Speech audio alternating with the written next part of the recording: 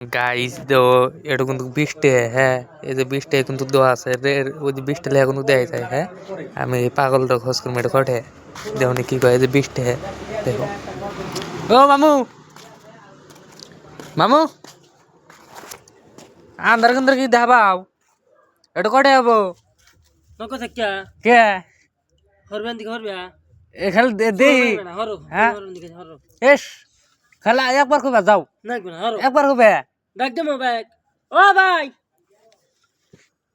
S আমি একটা ডাক দে মানে দিলা আসার মারবে এক শট জমনি